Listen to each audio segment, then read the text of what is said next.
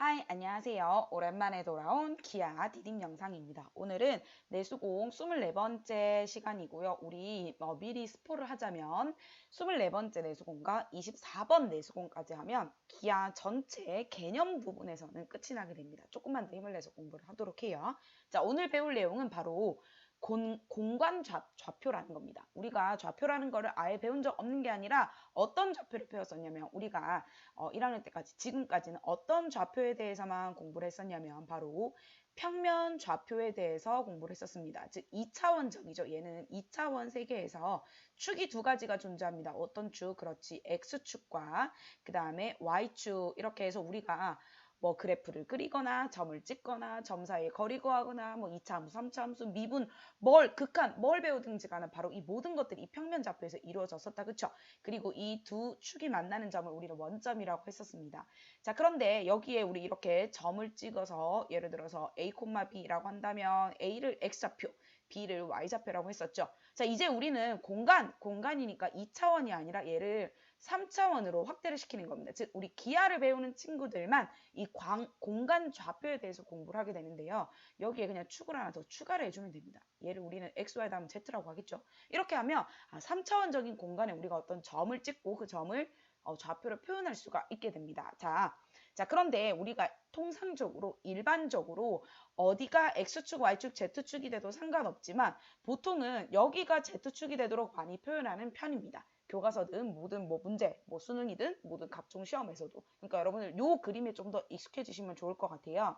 그래서 자 이렇게 한 공간의 한 점 O에서 직교하는 세 주식선을 그었을 때 얘네들을 각각 X축, Y축, Z축이라고 하고요. 이런 좌표축, 세 개의 좌표축이 있고요. 그 다음에 X축과 Y축으로 이루어진 평면을 XY 평면, Y축과 Z축에 의해 결정되는 평면은 YZ 평면, Z축과 X축에 의해 결정되는 평면을 ZX 평면이라고 하고 이 세 가지를 또 좌표 평면이라고 합니다.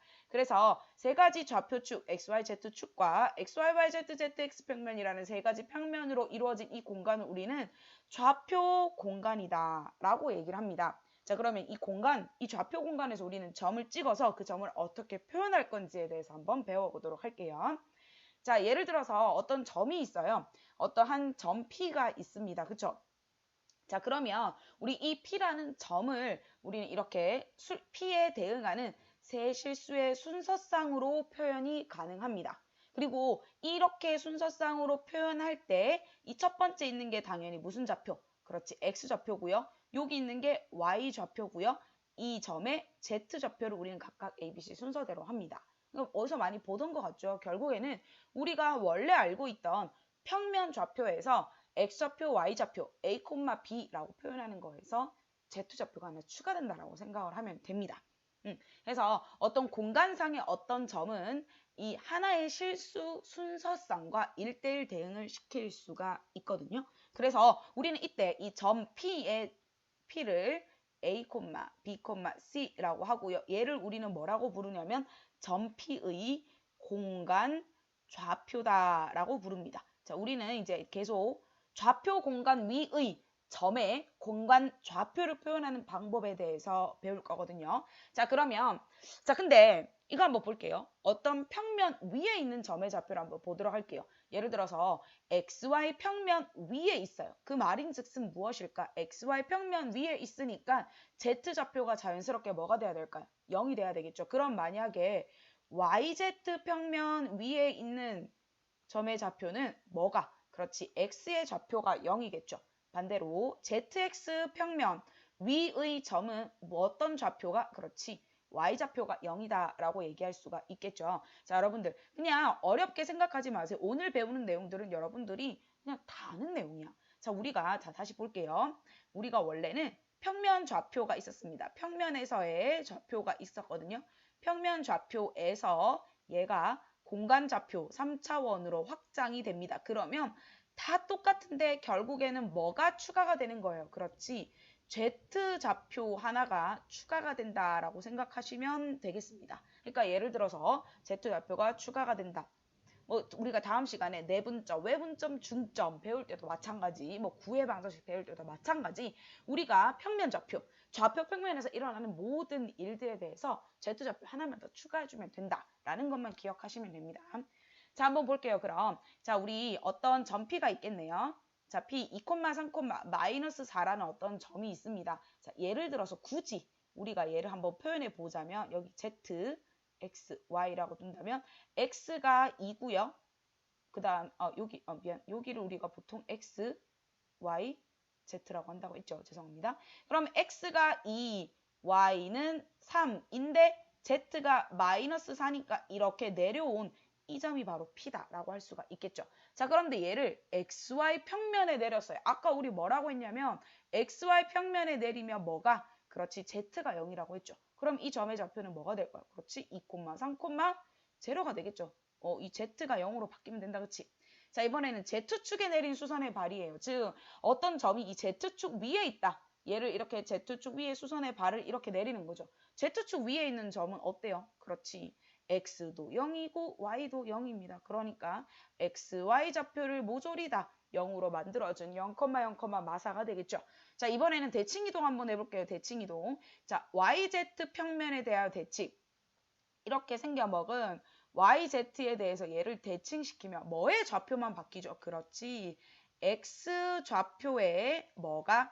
부호가 바뀐다. 우리 좌표 평면에서도 예를 들어서 X축에 대칭시키면 Y좌표가 바뀌고 Y축에 대칭시키면 X좌표가 바뀌고 원점에 대칭시키면 XY 둘 다 바뀌었죠. 그래서 얘 같은 경우에는 이렇게 X의 좌표만 바꿔주면 되겠습니다. 자, 마지막으로 이번에는 뭘 물어보냐? 원점에 대해서 대칭이라고 하네요. 그럼 뭐? 싹 다 바꾸자. X의 부호도 Y의 부호도 Z의 부호도 모두 다 바꿔주면 얘가 바로 원점에 대해서 대칭 이동한 점이 되겠습니다. 자, 오늘 배울 두 번째 내용입니다. 우리가 항상 점이 두 개 이상 존재하면 그 두 점 사이의 거리를 구하는 게 굉장히 중요했었죠. 우리 이전에서도 많이 배웠는데요. 자, 이전에 배운 내용 한번 돌아보도록 할게요. 1차원인 수직선에서 2차원인 좌표 평면에서도 우리는 두 점이 생기면 그 두 점 사이의 거리를 구하는 걸 배웠었습니다. 자, 어떤 수직선 상에 두 점이 있다면 이 두 점 사이의 거리는 어떻게 구하더라? 그치, 그냥 두 개 빼면 되죠. 그냥 빼면 되는데 사실은 x1과 x2가 누가 클지를 모르기 때문에 거리기 때문에 항상 우리는 그렇지, 절대값을 붙여줬고요. 그 다음에 이렇게 좌표 평면 위에서 두 점 사이의 거리는 어떻게 구하더라? 그렇지, 피타고라스의 원리를 충분히 활용을 해서 x좌표끼리 빼서 뭐하자? 제곱을 하고요. y좌표끼리 빼서 제곱을 한 다음에 두 개를 더하면 이게 바로 두 점 사이의 거리가 되겠죠. 자, 공간에서도 똑같아요. 자, 공간에서는 뭐가 추가됐어요? 그렇지. 좌표 공간에서는 Z좌표만 추가가 됐습니다. 그랬을 때 우리는 이 두 점 사이의 거리를 어떻게 구할 것이냐? 일단은 원리를 알려드리도록 할게요. 어떤 두 점이 이렇게 있습니다. 그럼 이 두 점을 XY 평면으로 정사형을 내릴게요. 정사형을 내리면 무슨 좌표가 0이 되죠? 그렇지. Z좌표가 0이 되니까 이 점은 X1, Y1, 0이 되고요. 그 다음에, 죄송합니다. 그러면 이 점은 X2, Y2, 0가 됩니다. 그쵸? 자, 그리고 B와 B', 선분 BB'으로 A에서 수선의 발을 내리게 됩니다. 그 점을 H라고 둘게요. 자, 그럼 왜 이렇게 두냐? 그럼 나는 AB를 이 피타고라스 직각삼각형 ABH 이용해서 피타고라스 이용하면 되니까. 자, 그러면 나는 AH의 길이를 구해야 되는데 얘는 누구랑 길이가 똑같냐면 그렇지. A', B'의 길이와 똑같죠. 자, 얘는 근데 우리가 좌표 평면 위의 점이다 라고도 얘기할 수 있겠죠. 그러니까 얘가 뭐가 되냐면 그렇지, 방금 배운 X좌표끼리 빼서 제곱, Y좌표끼리 빼서 제곱해주면 되겠죠. 그러면 이제 또 마지막으로 BH의 좌표만 알면 되겠는데, 자, BH는 어떻게 구할 것이냐? 이 길이는 우리는 어떻게 구할 수 있을까요? 별거 없죠. 어떻게 구할 수 있어요? 어쨌든 우리는 수선의 발을 내린 거니까 이 두 점 사이는 뭐만 차이가 나요? 그렇지, Z좌표만 차이가 나는데 이 H라는 점의 좌표를 Z1이다 라고 할 수 있죠. A랑 똑같으니까. 그러니까 얘는 결국에는 Z2-Z1이다 라고 들 수가 있겠습니다. 따라서 우리는 정리할게요. 그러면 AB라고 하는 놈은요, AB의 제곱을 하게 되면 뭐가 돼요? 그렇지, AH의 제곱에다가 BH의 제곱을 해주면 되겠죠. 자, 그래서 마지막에 결국엔 따라서 AB라고 하는 놈의 길이는 여기다가 루트를 씌워주면 되겠습니다. 그죠? 결론을 내려볼게요. 다음 페이지에서. 그러면 두 점이 있으면 두 점 사이의 거리는 똑같네. 자, 우리 이 부분이 하나 추가가 됐죠. 우리가 원래 여기까지는 좌표 평면에서, 그런데 만약에 좌표 공간이라면 Z좌표끼리 빼서 제곱한 요만큼이 추가된다라고 생각해 주시면 되겠습니다. 간단하죠? 자, 두 점 사이 거리 한번 구해볼게요. 넘날이 이지합니다. 자, A, B 두 개 구하면 X좌표끼리 빼서 제곱하면 그렇지 16. 또 1에서 5 빼서 제곱하면 16. 그 다음에 뭐야 두 개는 똑같네. 그러면 결국에는 얘네 둘은 루트 30이니까 아이고 죄송합니다. 뭐가 되죠? 4 루트 2 이렇게 줄 수가 있겠죠. 자, 원점 사이의 거리 AO 혹은 OA 뭐 상관없습니다. 더 쉽죠. 루트 1 더하기 4 더하기 9니까 루트 뭐가 되겠죠? 루트 14가 결국에는 두 점 사이의 거리다라고 들 수가 있겠습니다. 자, 그 다음에 예제 하나 더 추가적으로 풀고 넘어갈게요. 자, 어떤 점 P의 좌표를 구하고 싶은데요. A, B에서 같은 거리에 있다. 이게 무슨 뜻일까요? 해석을 잘해야겠죠. AP의 길이랑 BP의 길이가 어떻다? 똑같다라는 뜻입니다. 우리 방정식 세울 수 있는데 이 P에 대한 조건이 P가 뭔지 모르지만 A, B, C 이렇게 둘 수 있겠죠. 자, 그런데 여기서 힌트가 있습니다. 뭐라고 했냐면 X축 위에 있다라고 했어요. X축 위에 있는 점들 한번 생각해 볼게요. 자, 우리 이렇게 있으면 X, Y, Z 이렇게 있으면 X축 위에 있어. 그럼 점이 우째 생겨 먹었다는 뜻이에요. X좌표는 무조건 살아있는데 나머지 YZ좌표가 뭐가 된다라는 뜻이죠? 0이라는 뜻이죠. 그래서 얘를 A, 0,0이다 라고 들 수가 있습니다. 그러면 완전 모르는 문자가 A밖에 없죠. 그러면 AP의 길이는 뭐가 될까요? 그러면 이거 사실 제곱에도 똑같다는 뜻이니까 루트를 아예 없애버릴게요. 그럼 따라서 A-3의 제곱 더하기 1 더하기 마이너스 2의 제곱 4는 BP의 길이는 요거랑 요거 P점을 이렇게 둘 수가 있겠죠.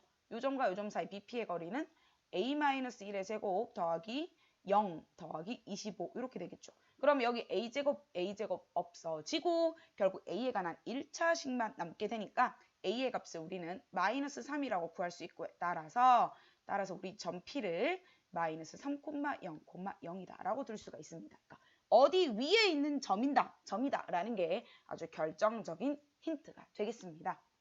자, 그래서 오늘 배운 거는요. 좌표 공간이라는 걸 배웠어요. 그쵸? 그 좌표 공간에서의 어떤 점은 실수 순서상 A, B, C와 1대1 대응이 되고 그 A, B, C를 그 점의 공간 좌표라고 부른다라고 했습니다. 그랬을 때 이 A, B, C를 각각 그렇지 X좌표 그 다음에 Y좌표 성분을 나타내는 거다. 그쵸? 그 다음에 Z좌표 우리가 알고 있는 좌표 평면에서 뭐가 추가가 된 것이다.